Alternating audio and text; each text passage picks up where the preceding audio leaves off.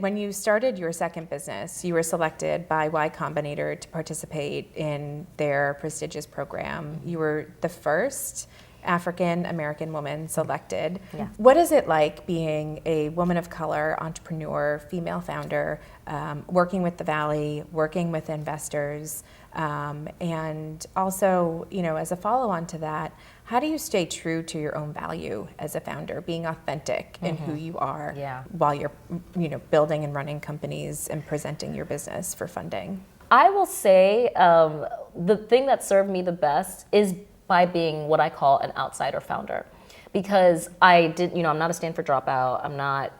I think I'm young, but I'm not a 21-year-old, kid from the Valley or anything like that. And so I didn't know any of the rules that I should have followed, and so I just literally when I got into when I applied to Y Combinator, I had never heard of Y Combinator.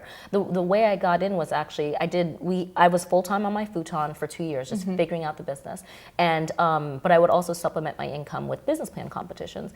And on one of them, one of the judges was Jessica Livingston, one of the co-founders of YC, and I think at the time we're doing like $8,000 a month, the monthly recurring, and she comes up to me, she's like, most startups don't generate any revenue in the first few years at all. You should apply to Y Combinator. And I was like, who's Y Combinator? And I was just like, oh yeah, sure, I need somebody, I'll apply. And I didn't find out until after the program ended that I had been the first African American female founder. And I always say I'm so glad I didn't know, because there were literal rocket scientists in my batch, and I show up, I'm like, I want to help people. My website is purple. If I had known, I would have been too intimidated. And so I think you can't convince people to take you seriously. So that's been my history. But I took myself seriously. You can't deny data. You cannot deny revenue, and that was kind of giving me the confidence that I didn't get from being the outsider in that culture. Was it lonely? Yes. Was it bleak? Yes. But it really toughened me up. It helped me figure out how to, if we're not going to relate on the fact that we're both coders, the fact that we're both white guys, the fact that we both love whatever, hiking, I don't know what guys like, but if we're not going to go there, we're going to talk about business, we're going to talk about your feelings. And so I will say ignorance is bliss.